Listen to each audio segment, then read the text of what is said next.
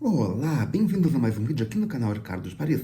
Eu sou Ricardo e hoje temos mais uma parte do livro Os 12 Trabalhos de Hércules de Monteiro Lobato. Mas primeiro, curta o vídeo e se for a primeira vez aqui, inscreva-se e acione o sininho para receber as notificações. Já curtiu? Já se inscreveu? Já assinou o sininho? Então vamos para a parte de hoje. O Pomo das Hespérides. Na ilustração temos um navio em meio à tempestade. Ou seria uma procela? Sabe o que é uma procela? Se sabe, coloque nos comentários aqui embaixo. Quero ver o primeiro a responder. Ok? Então vamos lá. Parte 6 de O Pomo das Hespérides, A Volta. Ou melhor, O Pomo das Hespérides, parte 6. A volta. A estada deles no Palácio das Hespérides foi um contínuo deslumbramento. Banquetes, passeios pelo jardim maravilhoso, danças e músicas à noite. Hércules sentia-se em um estranho enlevo que nem pensava em voltar. Bem que passaria o resto da vida ali. Quem chamou a ordem foi Pedrinho. Isso não deixa de ser ótimo. Mas nós temos obrigações. Lá está à sua espera, e vovó ainda anda ansiosa pelo nosso retorno. Este 11º trabalho chegou praticamente ao fim. Temos de voltar. Neste momento, Egli, que havia chegado à janela, abriu-se numa exclamação. Venham ver, um centaurinho e um asno. Hércules explicou a presença ali de mais aqueles dois estranhos personagens. Depois declarou que, com grande pesar de coração, tinham de partir. Aretusa veio com uma cesta de laranjas, os famosíssimos pomos de ouro. Pedrinho descascou uma em cuia e provou. Laranja lima dá boa. Deu uma metade a Hércules e chupou a outra. Em outras palavras, os famosos pomos de ouro eram laranjas. As despedidas foram comoventes. Emília ganhou uma porção de coisas lindas e Pedrinho lá se foi com a cesta de pomos. A volta correu acidentada. Aqueles desertos da Líbia sempre foram assolados por animais ferozes que vinham atacando as aldeias dos beduínos. Leões, chacais, hienas. Hércules liquidou com todos. Depois tomaram uma nau para a travessia do Mediterrâneo e aportaram na ilha de Rhodes para descanso. Lá aconteceu um caso esquisito. Hércules, depois de sarar do enjoo, saíra a passeio com Pedrinho, um passeio a pé pelos arredores do porto. Súbito, aparece à frente deles um carro de bois. O herói estava com fome. Descangou junto de bois, comeu um e sacrificou outro a Palas, sua divina protetora. O carreiro fugiu e do alto do muro deu de berrar contra o herói as maiores injúrias. Mas tudo ficou por isso. De longe é fácil. Até xingar Hércules. Quando Hércules tinha um bom inteiro no estômago, agia como uma sucuriz. Não ligava a mínima importância a provocações. E dessa aventura nasceu um costume curioso, quando mais tarde os habitantes de Rhodes instituíram sacrifícios em honra de Hércules. Costumavam, como parte das cerimônias, injuriá-lo como fizera o carreiro. Por quê? Não sei, para mim não faz sentido. Se você entendeu o motivo, explique nos comentários aqui embaixo. Prosseguindo na viagem, foi um navio impelido por um grande temporal para muito longe da sua rota. De modo que, quando deram acordo, estavam mais próximos do Cáucaso do que de Mecenas. Tudo arte era. Será? Fica um mistério. Furiosa com o novo triunfo do herói no caso das Hespérides, a vingativa deusa encomendara a Netuno aquele temporal, o mais violento que ainda se viu. A nau que os transportava naufragou nos arrecifes do Mar Negro, mas Hércules e os pica-pauzinhos foram salvos por um cardume de delfins, uns delfins a serviço de Palas. Foi o que sugeriu Sabuguinho. Mas como o Visconde pode Palas ter a seu serviço delfins de Netuno? Objetou Emília. Não é Netuno quem comanda todos os seres do mar? É, mas não existe governo sem oposição. Sempre que um ser marinho se descontenta com a política do governo, que é Netuno, passa para a oposição, que é Palas. Será? Os únicos desastres do naufrágio foram a molhadela do corpo do Visconde e a entrada de água dentro da canastrinha de Emília. Teve de abrir e estender ao sol todos os objetos, depois de bem lavados em água doce. Pedrinho também lavou o Visconde, que ficara com um corpo salgadíssimo. Desta lavagem resultou maior encharcamento ainda. Sabugo de milho bebe água como esponja. Será que ele é parente do Bob Esponja? Fica um mistério. Vai repetir-se aquilo que houve no começo da vida do Visconde, observou Emília. Vai esverdear de bolor.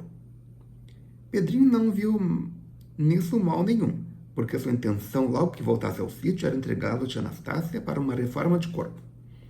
Ela aproveitaria as perninhas, os braços e a cartola num belo sabugo novo, e eles enterrariam um sabugo velho num canteiro da horta. Era assim que a Medeia Anastácia reformava o Visconde, sem necessidade de fervura nenhuma.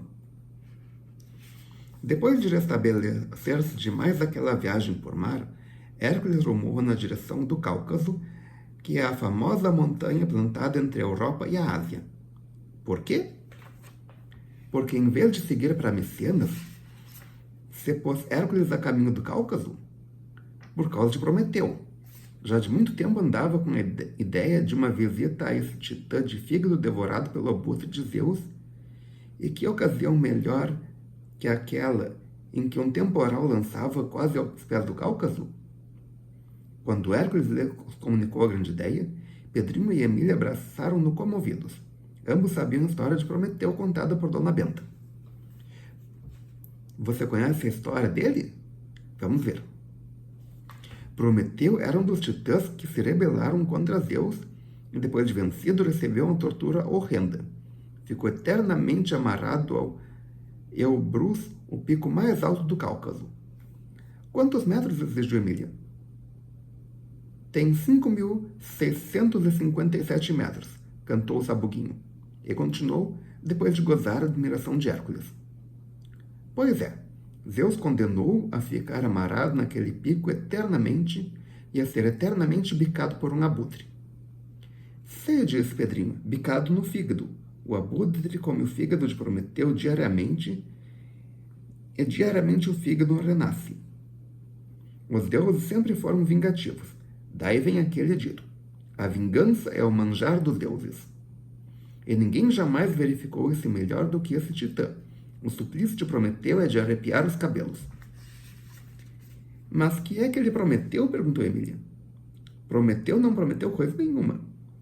Fez coisa mais importante. Deu ao homem um elemento inicial do progresso, que é o fogo. E onde foi ele achar fogo? No céu. Naquele tempo, os homens na terra viviam na maior barbárie, exatamente como bichos. Moravam em cavernas, comiam carne crua, uns perfeitos peludos. Isso porque não dispunham do fogo. Sem fogo, não há metais, e sem metais não há civilização. O bicho-homem estava impedido de civilizar-se por falta de fogo. E então aparece Prometeu e promete dar fogo ao homem, xertou Emília. Espere. As coisas estavam nesse ponto quando veio ao mundo Titã Prometeu, irmã de Atlas. Mostrou desde logo ser um verdadeiro gênio criador. Foi ele quem deu ao homem isso que chamamos civilização. Foi ele quem sugeriu a construção de naus no tempo do dilúvio, com os quais a raça humana se salvou do afogamento geral. Foi ele quem ensinou ao homem as primeiras artes. Em suma, tanta coisa fez em benefício da humanidade que Zeus se indignou e por fim o puniu da maneira mais cruel. Mas então Zeus é um malvado, berrou Emília num súbito acesso de indignação. Emília, divertiu Pedrinho. Lembre-se de que está na Grécia com todos os deuses vivinhos lá em cima, talvez nos escutando. Mas a ex-boneca estava revoltada demais e nessas ocasiões esquecia de si de tudo. E continuou. Malvado sim, peste. Sustento que digo até nas fuças dele. E ele que me venha amarar num Cáucaso para ver o que acontece. O Titã só estava fazendo o bem, ensinando as artes. Como poderiam os homens viver na terra sem as artes? A arte de fazer panelas de barro, a arte de cozinhar, a arte de construir casas. E como poderiam arranjar-se sem fogo? E o tal Zeus de uma figa amara o coitado no Cáucaso para que um estupor de abutre lhe fosse eternamente devorando o fígado. Malvado sim, casca de ferida. Todos estavam assustadíssimos, com os olhos no céu, à espera dos terríveis raios do Deus Supremo. Pedrinho correu para ela e tapou-lhe a boca com a mão. Pedrinho correu para ela e tapou-lhe com a mão na boca. Mas Hércules sorria da maneira mais estranha, como que é subitamente iluminado. É que ele sempre achara uma grande injustiça divina aquele suplício infligido ao Titã, mas nunca tivera a coragem de o dizer, nem sequer a si mesmo. Ninguém na Grécia punha em dúvida os decretos de Zeus. Ninguém duvidava de Zeus, nem da sua alta sabedoria. A adulação era geral. Todo mundo lhe fazia sacrifício nos templos e altares caseiros, pois era um ambiente assim de perpétuo terror, pânico e medo à vingança de tão vingativos deuses, que Emília de Rabicó, aquela figurinha lá do sítio de Dona Benta, ex-boneca de pano feita por tia Anastácia, arrostava o deus dos deuses, dava-lhe de malvado, de peste e até de casca de ferida pelas ventas. E por fim lançou um grito de revolta. Pois vamos libertar Prometeu. Vamos matar aquele estupor de abutre e desacorantar o pai do fogo e de todas as artes. Tão tremendas palavras soaram dentro de Hércules como a voz da sua própria consciência acordada depois de longo período de mudez. Sim, era aquele seu pensamento secreto e nunca sussurrado nem para si mesmo. O sonho inconsciente de Hércules sempre fora libertar Prometeu. Este sonho inconsciente acabava de fazer-se consciente graças à revolta e ao grito de guerra de Emília. E aconteceu então um fato assombroso. Hércules, o tremendo e invencível Hércules, o homem mais forte que o mundo jamais produziu, chorou. Chorou de pura emoção. E agarrando Emília e beijando-a na testa, disse: Você é a própria voz da minha consciência, criaturinha. E por hoje é só. Se você gostou, clique em curtir, adicione esse vídeo aos seus favoritos, compartilhe com seus amigos, traga um novo inscrito para o canal e coloque nos comentários aqui embaixo o que acha que vai acontecer amanhã. Será que vão salvar o Prometeu? Será que não vão? Será que vão ser atingidos por raios? O que será que vai acontecer? Volte amanhã e descubra. Obrigado pela presença. Obrigado pela audiência. Até amanhã com mais uma parte da história aí. Melhor possível.